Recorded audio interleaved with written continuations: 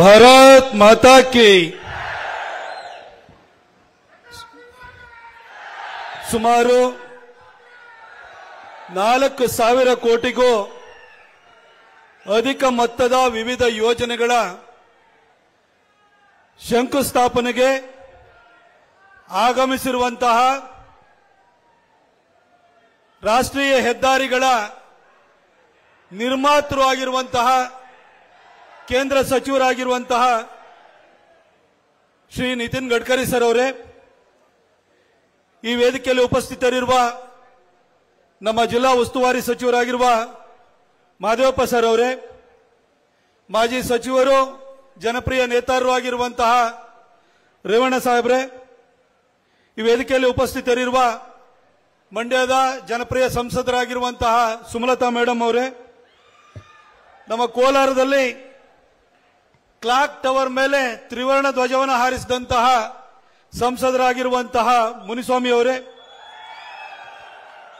ಕೃಷ್ಣರಾಜ ಕ್ಷೇತ್ರದ ಜನಪ್ರಿಯ ಸಂಸದರಾಗಿರುವ ಶಾಸಕರಾಗಿರುವ ವಸಣ್ಣ ಅವರೇ,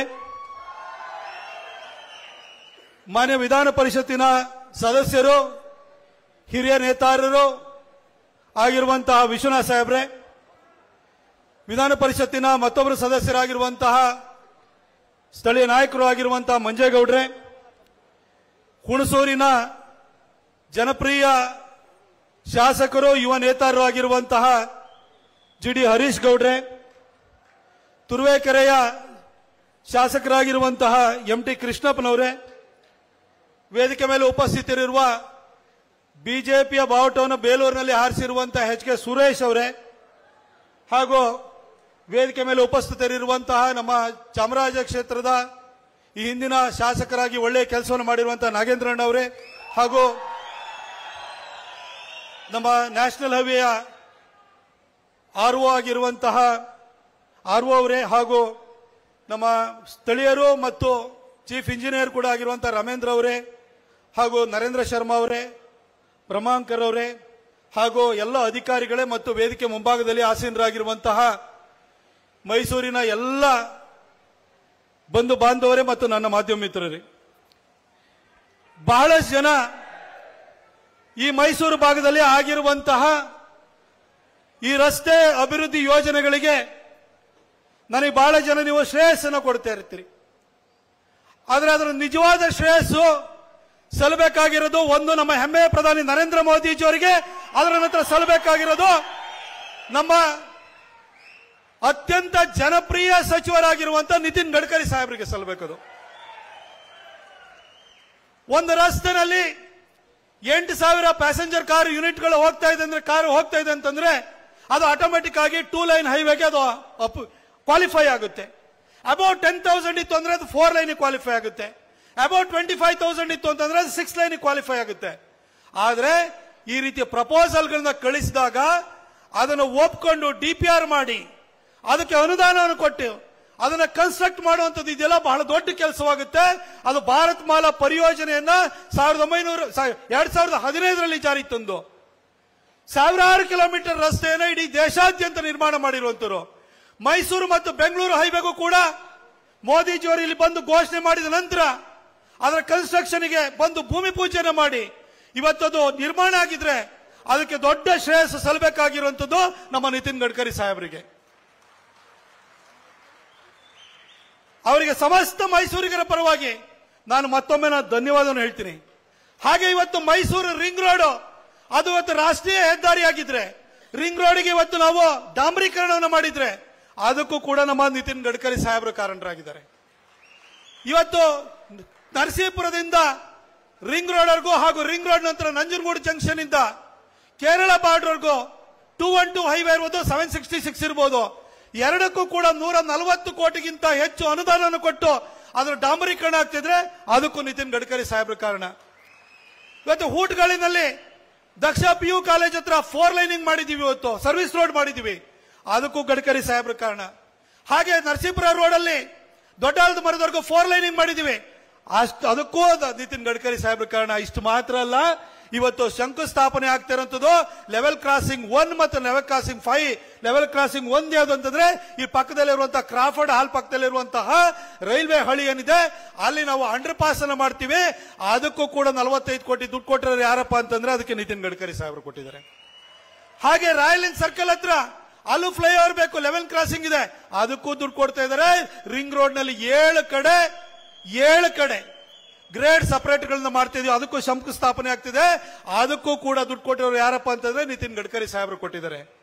ಇವತ್ತು ಹುಣಸೂರಿನ ಶಾಸಕರಾಗಿರುವಂತಹ ಇಲ್ಲೇ ನಮ್ಮ ಹರೀಶ್ ಗೌಡರು ಇದ್ದಾರೆ. ಬೈಪಾಸ್ ಅಲ್ಲಿ ಹೋಗ್ಬೇಕಾದ್ರೆ ಕಂಜೆಷನ್ ಬಹಳ ಸಮಸ್ಯೆ ಆಗುತ್ತೆ ಅಂತ ಹೇಳಿದ್ರು. ಅದಕ್ಕೋಸ್ಕರವಾಗಿ ಆ ಸಮಸ್ಯೆ ಅದನ್ನ ನಿವಾರಿಸಲಿಕ್ಕೋಸ್ಕರವಾಗಿ ಸುಮಾರು 86 ಕೋಟಿ ರೂಪಾಯಿ ಕೊಟ್ಟದ್ದು 4 ಲೈನಿಂಗ್ ಅನ್ನ ಹರೀಶ್ ಗೌಡರು ಅವ್ರದ್ದು ಮನವಿನ ಮಾಡಿಕೊಂಡ್ರು. ಆ ಮನವಿನ ನಾನು ನಿತಿನ್ ಗಡ್ಕರಿ ಸಾಹೇಬ್ರಿಗೆ ಕೊಟ್ಟಿದ್ದೆ. ಅದನ್ನು ನರೇಂದ್ರ ಶರ್ಮಾ ಅವರ ಮುಖಾಂತರವಾಗಿ ಕಳಿಸಿಕೊಟ್ಟಿದ್ದಕ್ಕೆ ಗಡ್ಕರಿ ಸಾಹೇಬರು 86 ಕೋಟಿ ರೂಪಾಯಿ ಕೊಟ್ಟಿದ್ದಾರೆ. ಅದಕ್ಕೂ ಕೂಡ ಇವತ್ತು ನಿತಿನ್ ಗಡ್ಕರಿ ಸಾಹೇಬ್ರಿಗೆ ನಾನು ಧನ್ಯವಾದವನ್ನು ಹೇಳಲಿಕ್ಕೆ ಬಯಸ್ತೀನಿ. ಎಲ್ಲಾ ಕಡೆಗೂ ರಿಂಗ್ ರೋಡ್ ನಲ್ಲಿ ಗ್ರೇಡ್ ಸಪರೇಟ್ಗಳೇನಿದೆ ಅಲ್ಲಿ GT ದೇವೇಗೌಡ ಸಾಹೇಬರು ಎಲ್ಲಾ ಕಡೆ ಸಮಸ್ಯೆ ಆಗುತ್ತೆ. ಭೋಗಾದಿ ರೋಡ್ ಅಲ್ಲಿ ಸಮಸ್ಯೆ, ಇಲ್ಲಿ ವಿಜಯನಗರ 4 ಸ್ಟೇಜ್ ಅಲ್ಲಿ ಸಮಸ್ಯೆ, ರಾಯಲ್ ಇನ್ ಸರ್ಕಲ್ ಹತ್ರ ಸಮಸ್ಯೆ, ಈ ತರ ಹೇಳಿದ್ರು. ಅದಕ್ಕೂ ದುಡ್ಡು ಕೊಟ್ಟು ಇವತ್ತು ಶಂಕುಸ್ಥಾಪನೆಯನ್ನು ಮಾಡ್ಲಿಕ್ಕೆ ಬಂದಿದ್ರೆ ಅವರಿಗೆ ನಾನು ನಿಮ್ಮೆಲ್ಲರ ಪರವಾಗಿ ಮತ್ತೊಮ್ಮೆ ಧನ್ಯವಾದವನ್ನು ಹೇಳ್ತಾ, ಅದರ ಜೊತೆಗೆ ಮಾನ್ಯ ಸಚಿವರ ಎದುರುಗಡೆಗೆ ನಾನು ಒಂದೆರಡು ರಿಕ್ವೆಸ್ಟ್ ಗಳನ್ನು ಕೂಡ ನಾನು ಕೊಡ್ಲಿಕ್ಕೆ ಬಯಸ್ತೀನಿ. Gadkari sir, you visited Mysuru way back in 2022 on June 5th. At that time, myself, then MUDA chairman H.V. Rajiv and MUDA commissioner Dinesh, we all came and met you and we proposed for a peripheral ring road for Mysuru, sir. Sir, Mysuru is a growing city. With the construction of one highway between Mumbai and Pune, you change the fate of Pune, sir. And you are going to do the same thing, same development, same future for Mysuru, sir. With the construction of 10-line highway between Mysuru and Bangalore, you are going to change the fate of Mysuru. You are already changing the fate of Mysuru. But when Mysuru grows, we need outer peripheral ring road, sir. After meeting you, then I met the Honorable then Chief Minister Basuraj Bommai, sir, and then UD Minister Bhairati Basuraj, sir. They were kind enough to release 10 crore for the preparation of DPR for the proposed outer peripheral ring road of Mysuru, sir. Once the DPR is completed, I request your kind self to sanction the entire money for the construction of Mysuru outer peripheral ring road, sir. This is my humble request on behalf of every Mysorean, sir. Sir, and one more thing, you have already sanctioned a 4-line highway between Palalli to Kushal Nagar at a cost of 4,130 crores. We need to connect the portal city Mangalore, so we need to have a DPR between Kushal Nagar to Mani. Sir, I request you to immediately order for the preparation of DPR between Kushal Nagar and Mani, sir. Sir, and I have one more request, sir.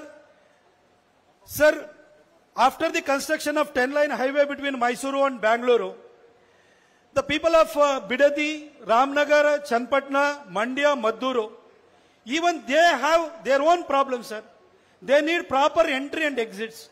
They need footover bridges. They need underpasses at Hanakere and various other places, sir. I have already requested, and Sumalata madam also requested many a times, and you are kind enough to sanction nearly 1,200 crore for the construction of footover bridges, for the construction of entry and exit points, and underpasses and over bridges.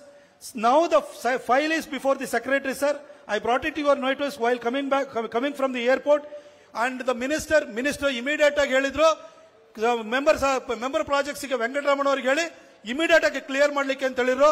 I thank you on behalf of the people of Mysuru, Mandya and Ramnagar, sir. Thank you so much, sir. Sir, we are facing lot of congestion in Mysuru city, sir. The highway number 275 starts from Metropole Circle, sir. We need to have a flyover from Metropole Circle to Ilavala, and we need to have another flyover for 212 highway and 275 highway, sir. So I will give you a request, sir. Please, be sympathetic to Mysoreans, sir. We need this because the heart of city will be congested during the peak hours, sir. only to decongest the Mysuru city, we need to have these flyovers, sir. I hope you will also sanction these highways, these flyovers, sir. Finally, once again, I would like to thank you for ordering a DPR for the construction for the expansion of Nanjangoodu, Mysuru and Nanjangoodu highway into a 6-lane express lane, sir, and with a service road. I thank you on behalf of every Mysorean and the people of Nanjangoodu, sir. Thank you so much, sir. Nitin Gadkari ಅವರು ಇಲ್ಲಿ ಬಂದು ಇಷ್ಟೆಲ್ಲ ಕೊಟ್ಟಿದ್ದಾರೆ. ಕೊಟ್ಟಾಗ ನಮಗೆ we should be grateful to him. ಒಳ್ಳೆ ಹೈವೇನ ಕೊಟ್ಟಿದ್ದಾರೆ. ಡಿಮಾಂಡ್ ನೀಡಬೇಕಾದ್ರೆ ಕೊಟ್ಟಿದ್ದ ಕೆಲಸದ ಬಗ್ಗೆ ನಾವು ಫಸ್ಟ್ ಹೇಳಬೇಕಾಗುತ್ತೆ. I pray to Goddess Chamundeshwari, once again you will get elected from Nagpur and you will be the Minister for Road Transport and Highways for another 5 years. Only you are capable of changing the landscape of India, sir. Only you are capable of connecting the ports, connecting all the cities through your road network, sir. I wish you all the best on behalf of every Mysorean, sir. ಹಾಗೆ ನಮ್ಮ Madevappa sir ಇದ್ದಾರೆ, ಬಹಳ ಅವರು ಮೈಸೂರು ಬಗ್ಗೆ ಆಸಕ್ತಿಯನ್ನ ಪ್ರೀತಿಯನ್ನ ಇಟ್ಕೊಂಡಿರುವಂತರು. ಅವರಿಗೂ ಕೂಡ ನಾನು ಧನ್ಯವಾದವನ್ನು ಹೇಳ್ತೀನಿ. ಅವರ ಯೋಗದಾನನೂ ಕೂಡ ಎಲ್ಲಾ ವಿಷಯಗಳಲ್ಲೂ ಕೂಡ ಇದೆ. ಹಾಗೆ ನಮ್ಮ ರೇವಣ್ಣ ಸರ್ ಬಂದಿದ್ದಾರೆ. ಎಡಗೌಡನಹಳ್ಳಿಯಿಂದ ಮೈಸೂರಿಗೆ 4 ಲೈನ್ ಹೈವೇ ಆಗುತ್ತೆ ನಮ್ಮ ಬಿಳಿಕೆರೆವರೆಗೂ. ಆ ಹೈವೇನಲ್ಲಿ ಅವರ ಪಾತ್ರ ಬಹಳ ದೊಡ್ಡದಿದೆ. ದೊಡ್ಡಗೌಡ್ರು ಇವತ್ತು ಬಂದಿಲ್ಲ. ಅವತ್ತು ನಿತಿನ್ ಗಡ್ಕರಿ ಸಾಹೇಬ್ರದ ಮನೆಗೆ ಹೋದಾಗ ಎಡಗೌಡನಹಳ್ಳಿಯಿಂದ ಬಿಳಿಕೆರೆವರೆಗೆ ಆಗಬೇಕು ಅಂತ ಹೇಳ್ಬಿಟ್ಟು ಅವರು ಇದ್ರು. ಹಾಗೆ ಸಾರಾ ಮಹೇಶ್ ಅವರು ಕೂಡ ಬಂದಿದ್ರು. ಇದು ಆಗ್ಲೇಬೇಕು ಅಂತ ಹೇಳಿದ್ರು. 4 ಲೈನ್ ಕೂಡ ಇವತ್ತು ಭೂಮಿ ಪೂಜೆ ನಡೀತಾ ಇದೆ. ನಾನು ದೊಡ್ಡಗೌಡರಿಗೆ ಹಾಗೂ ರೇವಣ್ಣ ಸಾಹೇಬರಿಗೆ, ಸಾರಾ ಮಹೇಶ್ ಅಣ್ಣನಿಗೂ ಕೂಡ ಈ ಸಂದರ್ಭದಲ್ಲಿ ನಾನು ಧನ್ಯವಾದವನ್ನು ಹೇಳ್ತೇನೆ. ಆ 4 ಲೈನಿಂಗ್ ಹೈವೇ ಆದಷ್ಟು ಬೇಗ ಕೆಲಸನೂ ಕೂಡ ಪ್ರಾರಂಭ ಆಗ್ತಿದೆ. ಇವತ್ತೆಲ್ಲ ಮೈಸೂರಿಯನ್ಸ್ ಸೇರಿದರೆ ನಾವು ನೀವೆಲ್ಲ ಸೇರಿ ಒಳ್ಳೆ ಮೈಸೂರನ್ನ ಕಟ್ಟೋಣ. ಮೈಸೂರಿಗೆ ಮುಂದಿನ ದಿನದಲ್ಲಿ ಒಳ್ಳೆದಾಗಬೇಕು. ಮೈಸೂರಿಗೆ ಅಭಿವೃದ್ಧಿ ಆಗಬೇಕು. ಟೆಕ್ ಜಾಬ್ ಬರಬೇಕು. ಬೆಂಗಳೂರಿನಲ್ಲಿ 92 BT ಕಂಪನಿಗಳಿದೆ, 6500 IT ಕಂಪನಿಗಳಿದೆ. ಆದರೆ ಮೈಸೂರಿನಲ್ಲಿ ಅಂತ ಯಾವ ಕಂಪನಿಗಳಿಲ್ಲ. ಮೈಸೂರಿಗೆ ಈ ರೋಡು ರೈಲು ನೆಟ್ವರ್ಕ್ ಇಂದಾಗಿ ಖಂಡಿತ ಮುಂದಿನ ದಿನದಲ್ಲಿ ಕಂಪನಿ ಬರುತ್ತೆ. ಮೈಸೂರನ್ನ ಬೆಳೆಸೋಣ. ನಮ್ಮ ಮಕ್ಕಳಿಗೆ ನಮ್ಮ ಮನೆ ಬಾಗಿಲಲ್ಲಿ ಕೆಲಸ ಸಿಗುವಂತಾಗಬೇಕು. ಅದಕ್ಕೋಸ್ಕರ ನಾವೆಲ್ಲ ಶ್ರಮಿಸೋಣ ಅಂತ ಹೇಳ್ತಾ, ನಿಮ್ಮೆಲ್ಲರ ಆಶೀರ್ವಾದ ಮುಂದಿನ ದಿನಗಳಲ್ಲೂ ಕೂಡ ನನ್ನ ಮೇಲೆ ಇರಬೇಕು ಅಂತ ಹೇಳಿ ನಾನು ಎಲ್ಲರನ್ನೂ ಕೇಳಿಕೊಂಡು ನನ್ನ ಮಾತನ್ನು ಮುಗಿಸ್ತೀನಿ. Thank you.